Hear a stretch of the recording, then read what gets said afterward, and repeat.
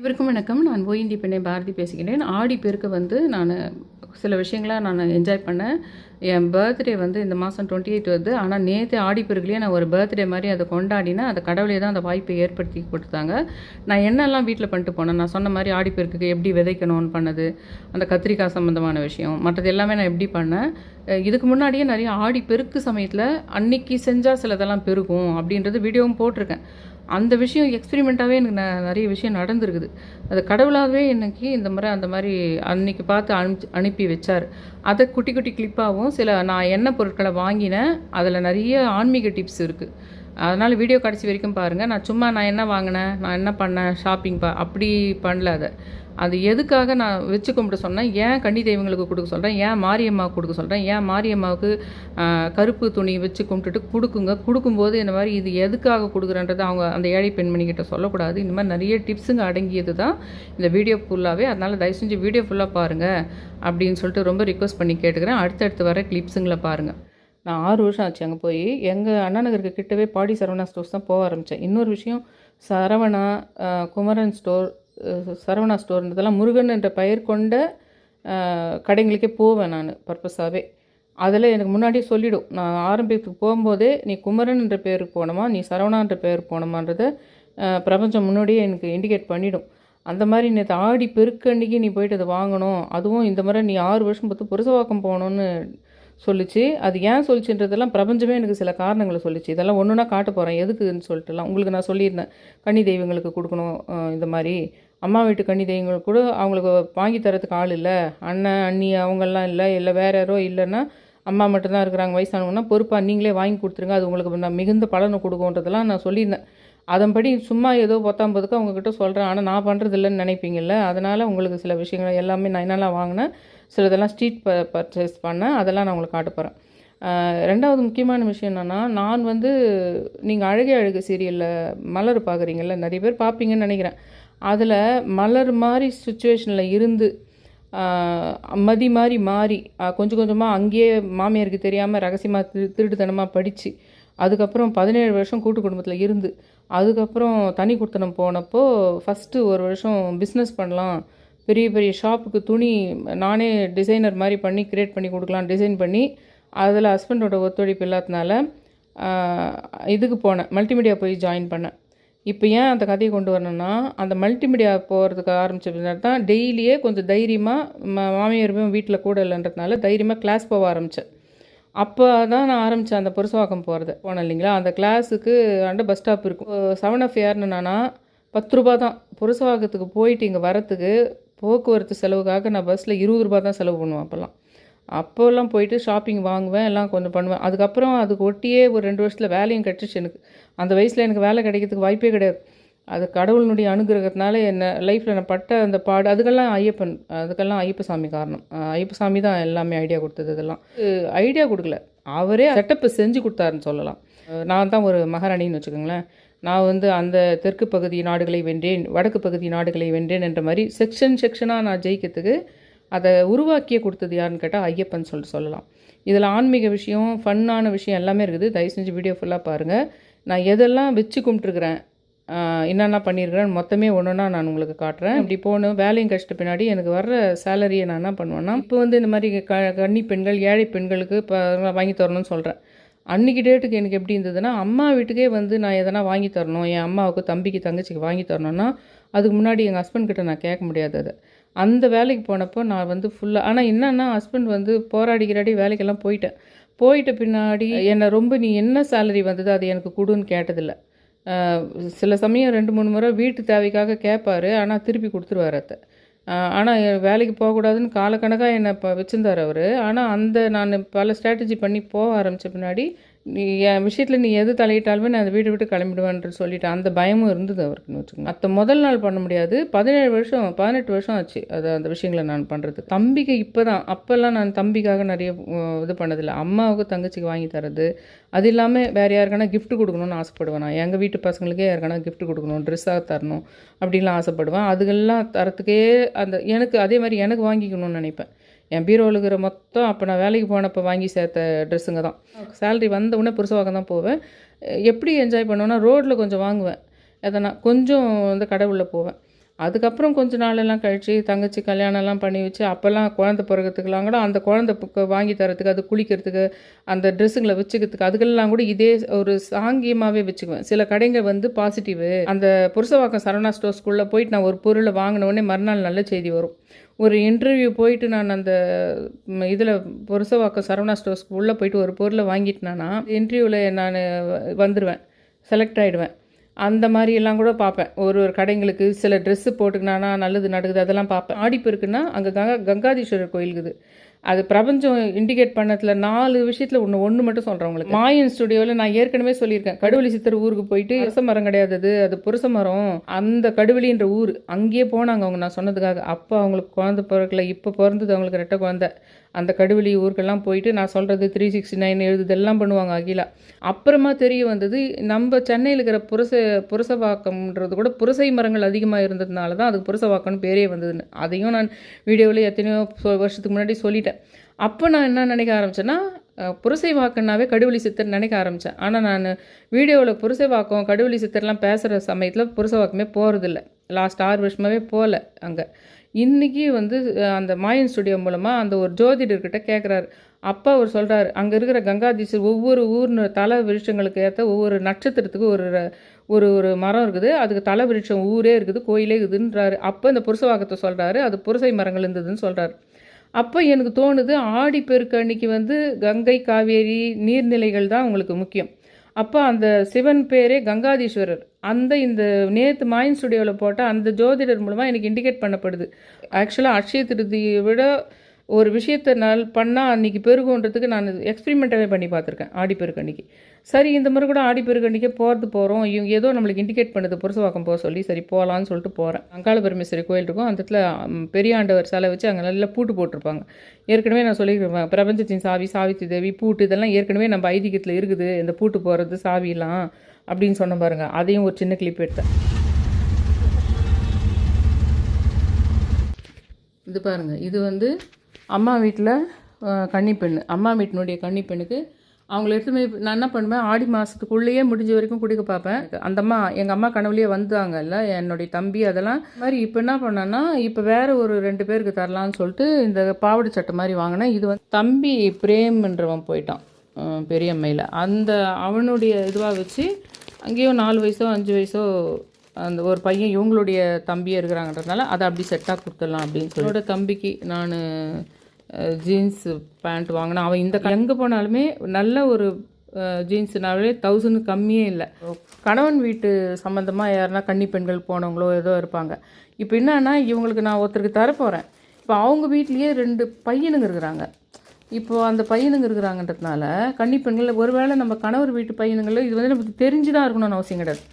நம்மளுக்கு ஆக மொத்தத்தில் ஏதோ கணவன் வீட்டு கடந்த 7 தலைமுறைகளில் போன கன்னி பொண்ணு அப்படின்னு நினச்சி நம்ம தரலாம். பேரே தெரிஞ்சிருக்குதுன்னா பேர் சொல்லலாம்.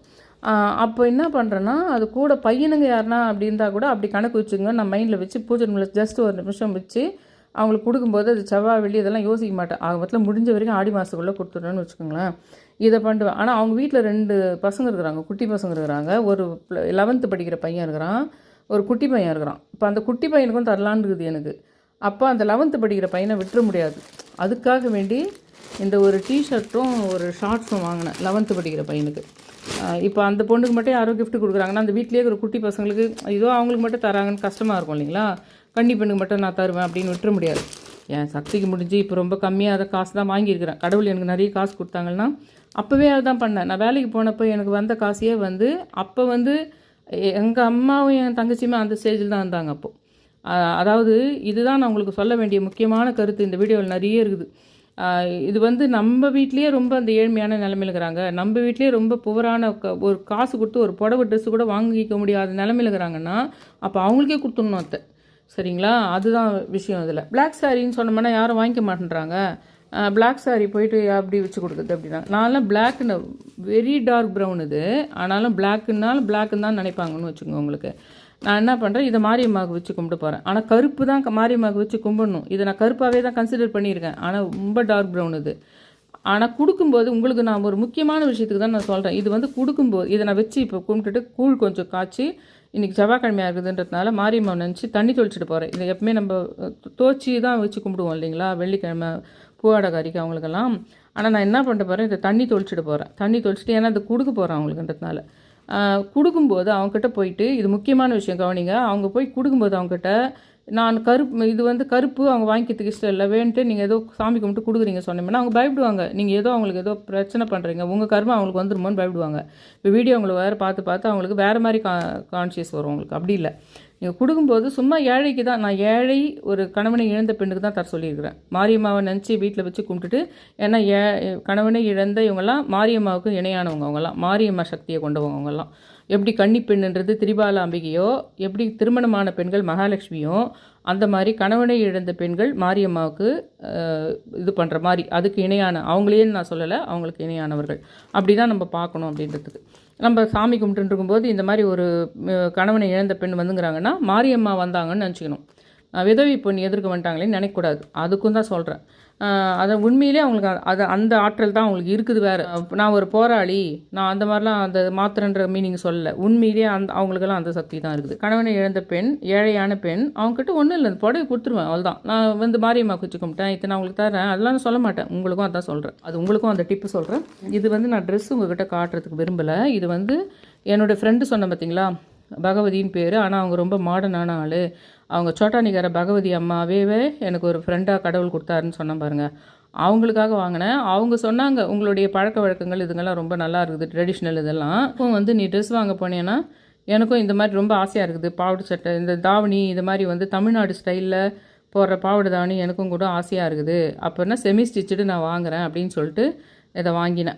இதுக்கு வந்து மேட்ச் ப்ளவுஸ் வாங்கினேன். இது என்னதுன்னா, இதுதான் நான் ஆன்லைன்லேருந்து வர வச்சேன். இது தண்ணியில் போட்டு சாமிக்கிட்ட வச்சு கும்பிட்டேன், ஓரத்தில் மஞ்சள் கொங்கெல்லாம் வச்சு. இது வந்து 900. இது வந்து இது செட்டிநாடு காட்டன் அந்த மாதிரி.